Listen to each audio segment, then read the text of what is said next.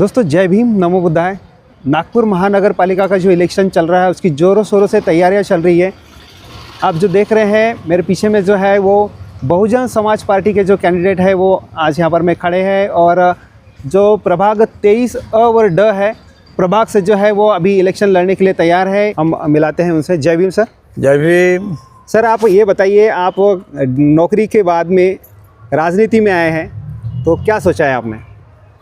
सबसे पहले तो मैं प्रभाग के सभी मतदाताओं से अपील करना चाहता हूं कि मैं 30 साल नागपुर महानगर पालिका में सेवा किया हूं, नौकरी किया हूं और मेरे पास जो अनुभव है, मैंने जो बेस्ट दिया है अपने डिपार्टमेंट के लिए, वो बेस्ट मैं पब्लिक को भी देना चाहता हूं, क्योंकि अनुभव बहुत बड़ी बात होती है।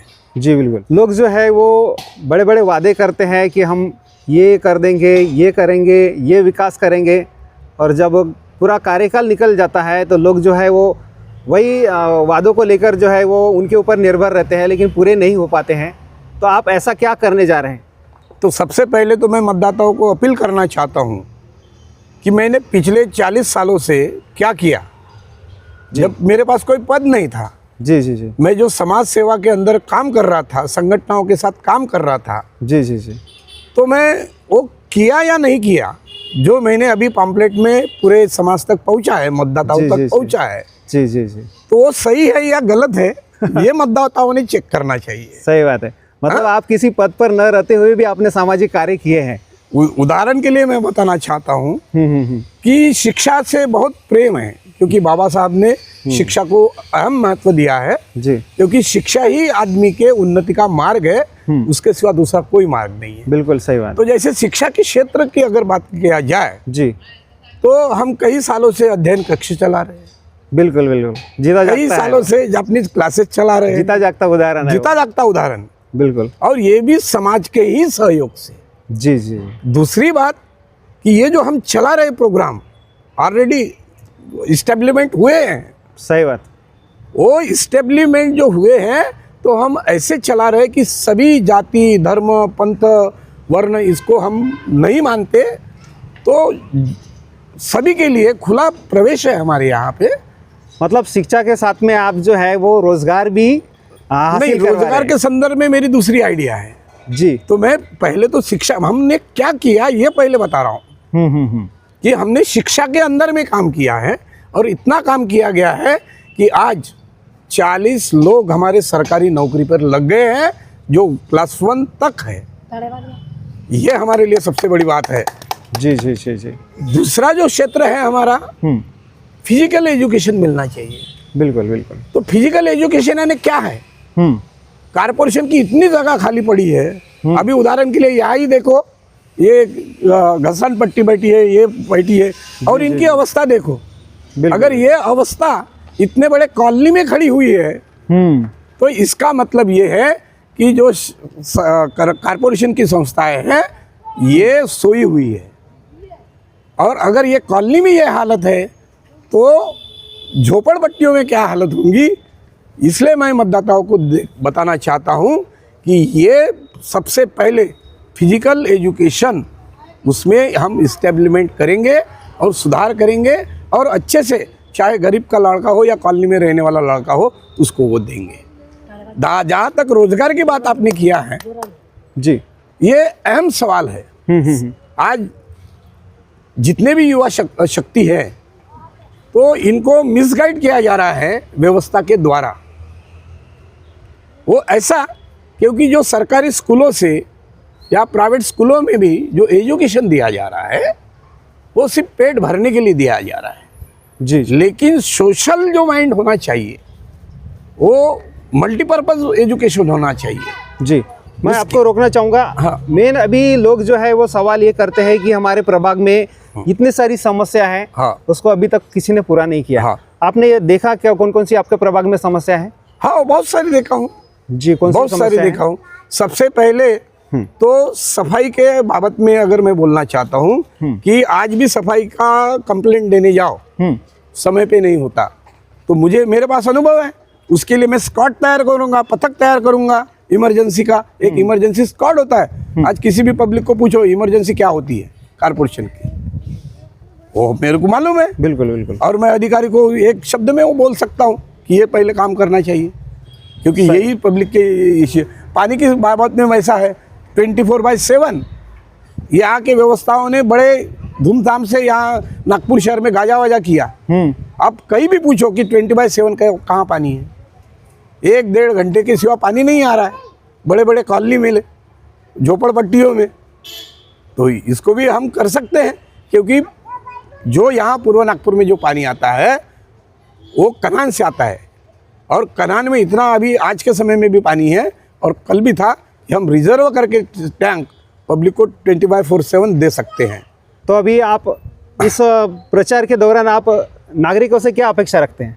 मैं अपेक्षा रखता हूँ कि जैसे लोग चुनाव आया करके खड़े हुए हैं, 15 तारीख के बाद सब चुप होएंगे। हम 40 सालों से काम कर रहे हैं और हमने बोलने के पहले काम किया हुआ।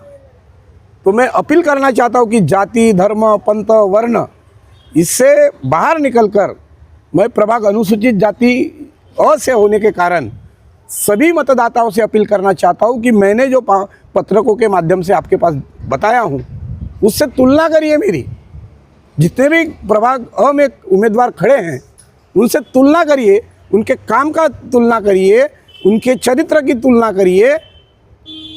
तो मैं ये वादा मतलब विश्वास है मुझे कि मेरे से ज़्यादा काम किसी भी उम्मीदवार ने नहीं किया हो, चाहे शिक्षा का क्षेत्र हो, एजुकेशन का क्षेत्र हो, या जो भी सोशल आंदोलन हो।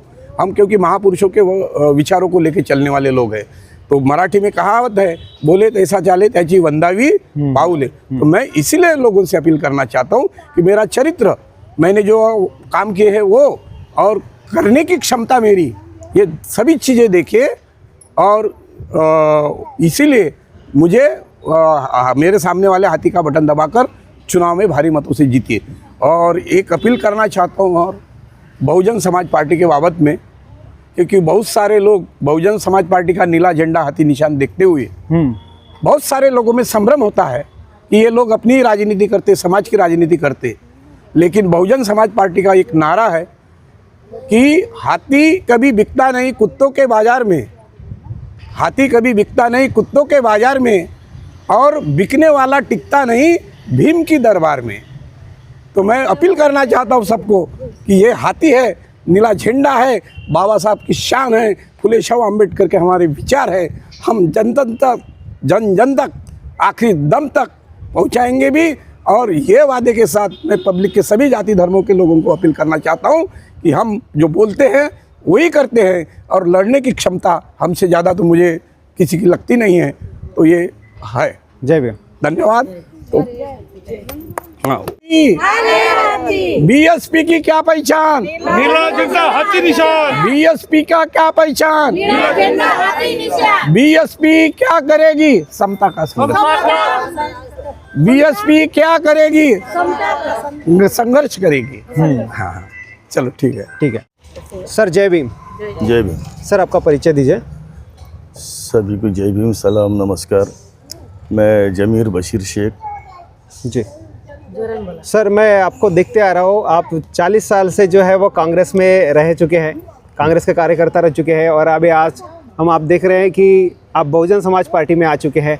लगता है आपको कांग्रेस में टिकट नहीं मिली है, क्या कहना चाहते हैं? ऐसा है, मैं पिछले 30-35 सालों से कांग्रेस से जुड़ा हूँ, कांग्रेस की विचारधारा से जुड़ा हूँ, और कांग्रेस में अलग अलग पदों पर रहा। और मैंने पहली बार कांग्रेस से टिकट मांगा, तो जिस प्रकार यहाँ टिकट वाटप हुआ, उन्होंने मुझे टिकट तो नहीं दिया। जिस प्रकार यहाँ टिकट वाटप हुआ, तो मुझे ये लगता है कि कांग्रेस जो है वो भी आरएसएस के ने एजेंडा लेकर चलने वाली पार्टी शायद बन गई है। उसका कारण ऐसा है कि पूरब नागपुर के अंदर में कुछ मुस्लिम बहुल क्षेत्र है। तो क्या कांग्रेस के पास में एक भी ऐसा मुस्लिम कार्यकर्ता नहीं था जो उसने पूरब नागपुर में एक भी मुस्लिम को टिकट नहीं दिया? जैसे कि मुस्लिम बहुल सतरंजीपुरा, हसनबाग, हमारा इलाका, ऐसे 3-4 क्षेत्र पार्टी जो मुस्लिम बहुल क्षेत्र है, लेकिन कांग्रेस ने एक भी मुस्लिम को टिकट नहीं दिया। उसमें मेरा भी नंबर है। इसका मतलब कांग्रेस जो है, बीजेपी को तो हम जातिवादी पार्टी बोलते ही है, लेकिन कांग्रेस भी जो है वो आरएसएस के एजेंडे के तले चल रही है करके उनको मुसलमान से नफरत है। और मैं आभार प्रदर्शन करता हूँ, उनका बहुत बहुत शुक्रिया बोलता हूँ बीएसपी का, जिन्होंने मुझे अपने पार्टी से चुनाव चिन्ह पर मुझे चुनाव लड़ने का मौका दिया। उनका बहुत बहुत शुक्रिया, मैं बीएसपी का फिर से तहे दिल से शुक्रिया अदा करता हूँ। जी, आपको 40 साल से देखते आ रहे हैं कि आपने बहुत अच्छे सामाजिक कार्य किए हैं।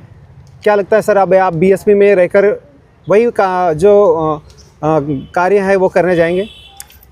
मैंने राजनीतिक क्षेत्र से अलग हटके सामाजिक क्षेत्र में बहुत काम किया, तो मैं चाहूँगा इसके बाद में कि चुनाव तो आते जाते रहते, चुनाव हार जीत लगी रहती, लेकिन मेरी ऐसी इच्छा यहाँ से अभी कि मैं इस नीले झंडे तले अपने सामाजिक काम को, और अगर इन सबकी मदद मिले तो उसको और ज़ोर शोर से वो सामाजिक काम आगे करता रहूँगा। ऐसे कौन कौन से कार्य हैं जो बहुजन समाज को लेकर और आपके मुस्लिम बंधुओं को लेकर जो मेन इम्पोर्टेंट काम है जो आप करने जाएंगे? जैसा भैया बस्ती की बात करें जी, तो यहाँ के जो नगर सेवक आमदार जो चुन के आते हैं, ये जैसे गुजराती जो हिंदी बड़े जो लोग हैं, कमीरों की बस्तियाँ, यहाँ जाके देख लिए आपको साफ सफाई मिलेगी। और हमारे मुस्लिम क्षेत्र हो या गरीबी जो झोपड़पट्टी हो, यहाँ पर काम बिल्कुल नहीं होते। अब जाके देख लीजिए, आप कैमरा लेके जाइए। तो मैं ये पूछता हूँ इनसे, इन पार्टियों से, इन नगर सेवक से, क्या इनको गरीबों के वोट नहीं चाहिए मिलते क्या? ये वोट तो लेते हैं गरीबों के, लेकिन इनको गरीब अपने घर में नहीं चलता है।